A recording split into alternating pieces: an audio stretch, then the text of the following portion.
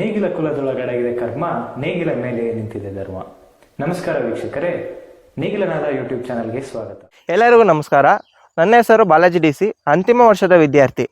ಇಂದು ನಾವು ಅಡಿಕೆ ತೋಟದಲ್ಲಿ ಬರುವಂಥ ವೇಸ್ಟ್ ಆದಂಥ ಅಡಿಕೆ ಪಟ್ಟೆ, ಈ ಅಡಿಕೆ ಪಟ್ಟೆಯಿಂದ ತಿಂಗಳಿಗೆ ಅಡಿಕೆ ಜೊತೆಗೆ ಕೊಡುವಂಥ ತಿಂಗಳಿಗೆ 5,000 ಲಾಭ ಕೊಡುತ್ತದೆ. ಇದರಲ್ಲಿ ತಟ್ಟೆ ಮಾಡುವುದರಿಂದ ಇನ್ನೂ ಅಧಿಕ ಲಾಭ ಬರುತ್ತದೆ. ಅದರ ಬಗ್ಗೆ ಹೆಚ್ಚಿನ ಮಾಹಿತಿಯನ್ನು ತಿಳ್ಕೊಳ್ಳೋಣ ಬನ್ನಿ.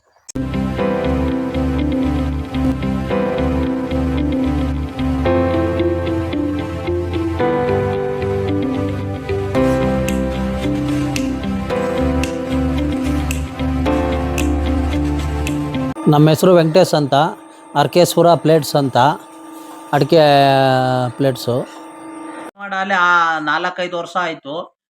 ನಾವು ಇದರಲ್ಲಿ 6 ಡೈನ್ ಮಿಷಿನ್ ಇಟ್ಕೊಂಡೆ ಇದು ಮಾಡ್ತಾ ಇದ್ವಿ. ಫಸ್ಟು 6 ಸ್ಕ್ವೇರ್ ಡೈ ಹಾಕಿದ್ದೀವಿ, ಆಮೇಲೆ 5 ಬೋಲ್ ಹಾಕಿದ್ದೀವಿ, ಆಮೇಲೆ 12 ಇಂಚು ಡೊಮೆಸ್ಟಿಕ್ ಅಂತ ಹಾಕಿದ್ದೀವಿ, ಆಮೇಲೆ 10 ಸ್ಕ್ವೇರ್ ಹಾಕಿದ್ದೀವಿ, 10 ಶಾಲು ಹಾಕಿದ್ದೀವಿ, ಮತ್ತೆ ಇನ್ನೊಂದು 10 ಸ್ಕ್ವೇರ್ ಅಂತ ಹಾಕಿದ್ದೀವಿ. ಒಟ್ಟು 6 ಡೈ ಹಾಕಿದ್ದೀವಿ ನಾವು. ಒಬ್ಬರು ವರ್ಕರ್ಸು 1 ಡೈಯಿಂದ 8ರಿಂದ 9 ಡೈ ಗಂಟನೂ ಒಬ್ಬರು ಕೆಪಾಸಿಟಿ ಇದೆ ಹೊಡೆಯೋಷ್ಟು. ಅದು 1 ಡೈ ಇರಲಿ ಎಷ್ಟೇ ಡೈ ಇರಲಿ 3 HP ಮೋಟ್ರು, ಹೈಡ್ರಾಲಿಕ್ದು 3 HP ಮೋಟ್ರು ಬೇಕೇ ಬೇಕು. ಹೈಡ್ರಾಲಿಕ್ದು ಅದು 1 ಡೈಗೂ ಹೈಡ್ರಾಲಿಕ್ 3 HP ಬೇಕು ಕೆಪಾಸಿಟಿ. ಅದೇನು ಒಂದೇ ಸಲ ಎಷ್ಟು ಡೈ ಹಾಕ್ತೀವಿ ನಾವು, 8, 9, 6 ಹಿಂಗೆ ಎಷ್ಟು ಡೈ ಇರ್ತಾವೆ ಅಷ್ಟು ಡೈ ಒಂದೇ ಸಲಿಗೆ ಆಗಲ್ಲ. ಒಂದೊಂದು ಸಲಿಗೆ ಇದಾಗಬೇಕು, ಏನೋ ಹೈಡ್ರಾಲಿಕ್ ವರ್ಕ್ ಆಗಬೇಕು. ಪಂಚ್ ಮಾಡಬೇಕು ಅಂದರೆ, ಹೈಡ್ರಾಲಿಕ್ ಮೇಲೆ ಕೆಳಗೆ ಇಳಿಬೇಕು ಅಂದರೆ ಒಂದ್ಸಲಿಗೆ ಒಂದೇ ಡೈ ಹೊಡಿಬೇಕು. 3-4 ಡೈ ಒಂದೇ ಸಲ ಪೆಟ್ಲು ಹೊತ್ತಿದ್ರೆ ವರ್ಕ್ ಆಗಲ್ಲ. ಅದೆಲ್ಲ ಆಯಲ್ ಇದರಲ್ಲೇನೆ ವರ್ಕ್ ಆಗೋದು, ಏರ್ ಕಂಪ್ರೆಸರ್ ಆಯಲ್ ಇದರಲ್ಲೇನೆ. ಆಮೇಲೆ ಒಂದೊಂದು ಡೈಗೆ ಒಂದೊಂದು ಇಂಚಿಗೆ 1,500ರಿಂದ 2,000 ರೂಪಾಯಿ ಇದೆ. ಈಗ 6 ಸ್ಕ್ವೇರ್ಗೆ ಹೆಚ್ಚು ಕಡಿಮೆ 10ರಿಂದ 12,000 ರೂಪಾಯಿ ಆಗುತ್ತೆ ಅದು ಮಾಡ್ಸೋಕ್ಕೆ. 5 ಬೋಲು ಅದು ಹೆಚ್ಚು ಕಡಿಮೆ 7ರಿಂದ 8,000 ತಗೋತಾರೆ. ಇನ್ನು ಮಾಮೂಲಿ ಅವೆಲ್ಲ 10 ಸ್ಕ್ವೇರು ಅವೆಲ್ಲ ಒಟ್ಟಿನಲ್ಲಿ ಒಂದೊಂದು ಇಂಚಿಗೆ 1,500ರಿಂದ 2,000 ರೂಪಾಯಿ ಒಂದೊಂದು ಇಂಚಿಗೆ. ಈಗ 10 ಇಂಚು ಡೈ ಮಾಡಿಸ್ತೀನಿ ಅಂದರೆ 18ರಿಂದ 20,000 ತಗೋತಾರೆ. ಹಿಂಗೆ ಉದಾಹರಣೆ ಒಂದು 2 ಡೈಯಿಂದ ಹಾಕೊಂಡು ಹೊಡಿತೀನಿ ಅಂದರೆ ಮಿನಿಮಮ್ಮು ಅದು ಹೈಡ್ರಾಲಿಕ್ ಪಂಪು, ಆಮೇಲೆ ಫ್ರೇಮು, ಎಲೆಕ್ಟ್ರಿಕಲ್ ಬೋರ್ಡು, ಡೈಯಿಂದ ಮಿನಿಮಮ್ 1 ಲಕ್ಷನಾರ ಬೇಕು. ಒಂದು 2 ಡೈಯಿಂದಾರ ಮಾಡಿ ಒಂದು 2 ಡೈ 3 ಡೈಯಿಂದಾರ ಮಾಡ್ತೀನಿ ಅಂದರೆ ಒಂದು ಚಿಲ್ಲರೆನಾರ ಬೇಕು. 2.5 ರೂಪಾಯಿ, 2 ರೂಪಾಯಿ 60 ಪೈಸೆ 70 ಪೈಸೆ ಹಿಂಗೆಲ್ಲ ತಂದು ಚನ್ನಗಿರಿ ಸೈಡು, ತರೀಕೆರೆಯರು ಈ ಕಡೆಯವರೆಲ್ಲ ಹಾಕ್ತಾರೆ.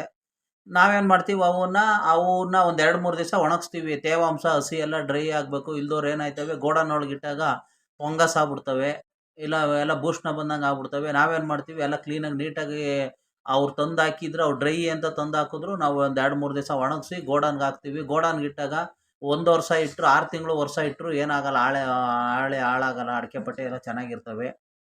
ಪಟ್ಟೆ ತೊಳೆಯೋದು ನಾಳೆ ಅನ್ನಂಗೆ ನಮಗೆ ನಾಳೆ ಎಷ್ಟು ಬೇಕೋ ದಿನಕ್ಕೆ 400ರಿಂದ 500 ಪಟ್ಟೆನ ಎಲ್ಲ 1 ಅವರ್ ಎಲ್ಲ ಚೆನ್ನಾಗಿ ಎಲ್ಲ ಸ್ವಲ್ಪ ತೊಟ್ಟಿ ಒಳಗೆಲ್ಲ ಉನಿ ಹಾಕಿ, ಆಮೇಲೆ ವಾಟರ್ ವಾಶ್ ಗನ್ನಲ್ಲಿ ವಾಶ್ ಮಾಡ್ತೀವಿ. ಯಾಕೆಂದರೆ ಅದರೊಳಗಡೆ ಇರ್ತಕ್ಕಂಥ ಡಸ್ಟು, ಧೂಳು, ಮಣ್ಣು, ಏನೇ ಕೆಸರು ಪಸರು ಏನೇ ಇದ್ದರೂ ಎಲ್ಲ ಕ್ಲೀನ್ ಮಾಡಿ ನೀಟಾಗಿ ಅವನ್ನೆಲ್ಲ ಕ್ಲೀನಾಗಿ ಎಲ್ಲ ಜೋಡಿಸಿ ಅವಕ್ಕೆಲ್ಲ ಬೆಸಿಟ್ ಮುಚ್ಚಿ ನೈಟು ಎಲ್ಲ ಮತ್ತೆ ಮೇಲ್ಗಡೆ ಎಲ್ಲ ನೀರು ಚಿಮುಕ್ಸಿ ಬೆಸಿಟ್ಗೆಲ್ಲ ಎಲ್ಲ ಇದು ಮಾಡಿ ಬರ್ತೀವಿ. ಮಾರನೇ ದಿವಸ ಬೆಳಿಗ್ಗೆ ಇದು ತಟ್ಟೆ ಹೊಡಿತೀವಿ.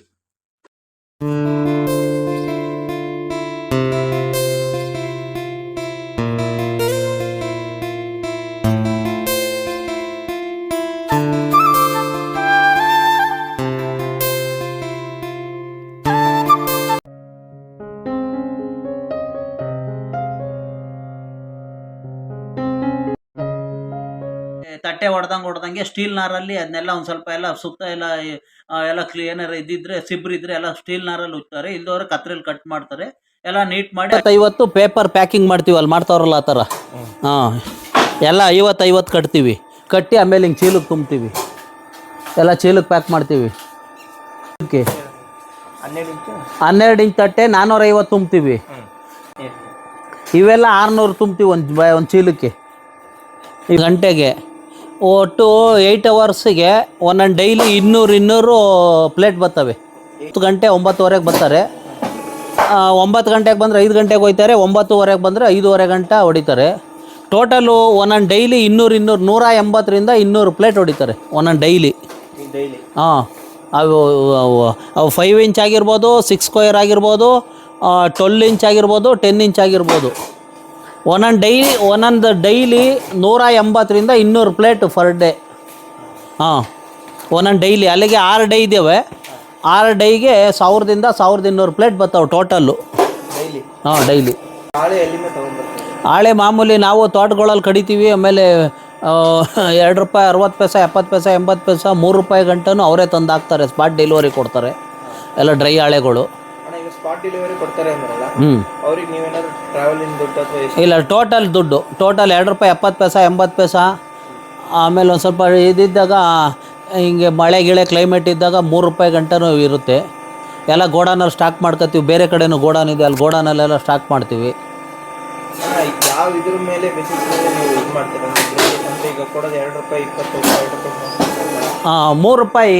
ಈಗ ಒಂದು ಹಾಳೆಗೆ 3 ರೂಪಾಯಿ ಬೀಳುತ್ತೆ ಮಿನಿಮಮ್ಮು. 3 ರೂಪಾಯಿ ಹಾಳೆ ಬೀಳುತ್ತೆ. ಆಮೇಲೆ ನಮ್ಮ ಕರೆಂಟ್ ಬಿಲ್ಲು ಲೇಬರ್ದೆಲ್ಲ ಸೇರಿ ಒಂದು 3.5 ರೂಪಾಯಿ ಬೀಳುತ್ತೆ. 3.5 ರೂಪಾಯಿ ಬೀಳುತ್ತೆ. ಅದರಲ್ಲಿ ಹಾಳೆ ಒಂದು ಸ್ವಲ್ಪ ದೊಡ್ಡವು ಚೆನ್ನಾಗಿದ್ದರೆ ನಮಗೆ ಯಾವಾಗ ಒಂದು ಈಗ ಒಂದೊಂದರಲ್ಲಿ ಒಂದು ತಟ್ಟೆ 1-2 ಬೋಲ್ ಬರುತ್ತವೆ. ಇಲ್ದವರು 1-2 ತಟ್ಟೆ ಅಂತೂ ಬರುತ್ತೆ.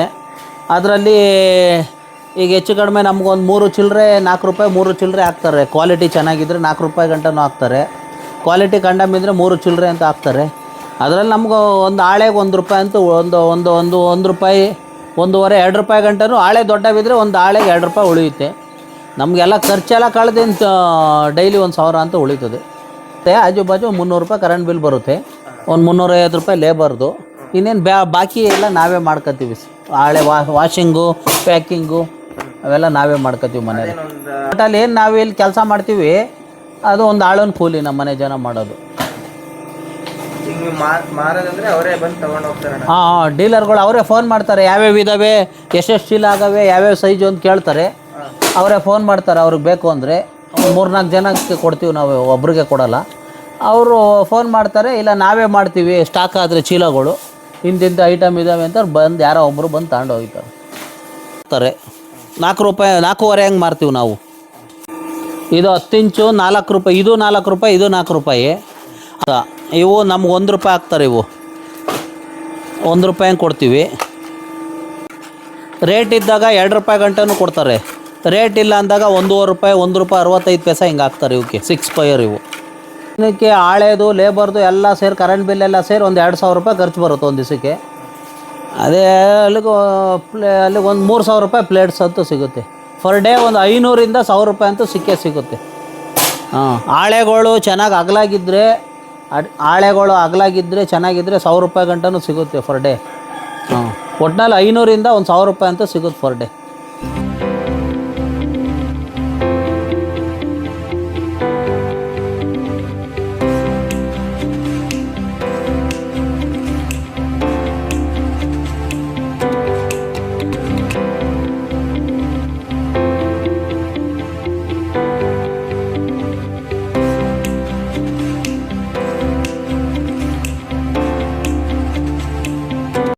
ಅಣ್ಣ, ಈಗ ಹೊಸದಾಗಿ ಈಗ ಫ್ಯಾಕ್ಟ್ರಿನ ಸ್ಟಾರ್ಟ್ ಮಾಡಬೇಕಂದ್ರೆ ನೀವೇನು ಸಲಹೆ ಕೊಡ್ತೀರಾ ಅವರಿಗೆ? ಹೊಸ್ದಾಗಿ ಫ್ಯಾಕ್ಟ್ರಿ ಮಾಡಬೇಕು ಅಂದರೆ ಮೇನು ನಮ್ಮ ಶ್ರಮ ಇರಬೇಕು. ಎಲ್ಲ ಕೂಲಿ ಆಳುಗಳನ್ನೇ ನಂಬ್ಕೊಂಡು ಯಾವುದೂ ಜೀವನ ಮಾಡಬಾರ್ದು. ನಾವು ಬೆಳಿಗ್ಗೆ ಎದ್ದು ತೋಟಗಳಲ್ಲಿ ಹೋಗ್ಬಿಟ್ಟು ಸೆಲೆಕ್ಷನ್ ಪಟ್ಟೆಗಳು ಕಡ್ಕೊಬರ್ಬೋದು. ನಾವು ಸೆಲೆಕ್ಷನ್ ಪಟ್ಟೆಗಳು ಕಡ್ಕೊಬರ್ತೀವಿ. ಅದರಲ್ಲಿ 1-2 ತಟ್ಟೆ ಆಯ್ತವೆ, ಒಂದೆರಡು ಬೋಲು ಜೊನ್ನೆ ಆಯ್ತವೆ. ಆವಾಗ ಒಂದು ಸ್ವಲ್ಪ ನಮ್ಗೆ ವರ್ಕೌಟ್ ಆಗುತ್ತೆ. ಎಲ್ಲನೂ ಕೂಲಿ ಕೊಟ್ಟು ಮಾಡಿ ಎಲ್ಲನೂ ದುಡ್ಡು ಕೊಟ್ಟು ಪರ್ಚೇಸ್ ಮಾಡಿದ್ರೆ ಏನೂ ಗೀಟಲ್ಲ. ಆಮೇಲೆ ನಾವು ಇದ್ರ ಜೊತೆ ನಮ್ಮದು ತೋಟ ಇದೆ, ಆಮೇಲೆ ಹಸು ಸಾಕೊಂಡಿದ್ದೀವಿ, ಕುರಿ ಸಾಕಾಣಿಕೆ ಮಾಡ್ಕೊಂಡಿದ್ದೀವಿ. ಹಂಗಾಗಿ ನಾವು ವರ್ಕೌಟ್ ಆಗುತ್ತೆ. ತಪ್ಪೇನಿಲ್ಲ, ಮಾಡ್ಬೋದು. ಏನು ಅಂದರೆ ಶ್ರಮ ಬೀಳಬೇಕು. ನಾವು ತಟ್ಟೆ ಫ್ಯಾಕ್ಟ್ರಿ ಮಾಡಿದ್ದೀವಿ ಅಂದ್ಬಿಟ್ಟು ಎಲ್ಲೋ ಹೋಗೋದು ಎಲ್ಲೆಲ್ಲೋ ತಿರ್ಕೊಂಡು ಹೋದರೆ ಅವೆಲ್ಲ ಸರಿ ಆಗಲ್ಲ. ನಾವು ಇಲ್ಲೇ ಇದ್ದು ಶ್ರಮ ಬಿದ್ದು ನಮ್ಮ ಕೈಲಾಗಿದ್ದು ನಾವು ಕೆಲಸ ಮಾಡ್ಕೊಂಡು ಎಲ್ಲ ಕ್ಲೀನಾಗಿ ಕ್ವಾಲಿಟಿ ತಟ್ಟೆಗಳು ಹೊಡೆಸಿ ಎಲ್ಲ ಅವ್ರ ಲೇಬರ್ ಕೈಲಿ ನಾವು ಒಂದು ಸ್ವಲ್ಪ ಡೈಲಿ ಒಂದು 100-200 ಪಟ್ಟೆ ಎಷ್ಟೆಷ್ಟು ಸಿಗ್ತಾವೆ ಅಷ್ಟು ಅಡಿಕೆ ಪಟ್ಟೆ ಹಾಳೆಗಳನ್ನೆಲ್ಲ ಕಡ್ಕೊಬರ್ಬೇಕು.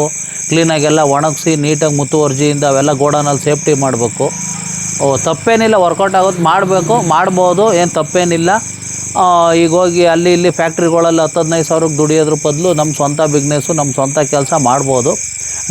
ಏನಪ್ಪ ಅಂದರೆ ನಮ್ಮ ಶ್ರಮ ಇರಬೇಕು, ನಮ್ಮ ಬುದ್ಧಿ ನಮ್ಮ ಕೈಲಿರಬೇಕು.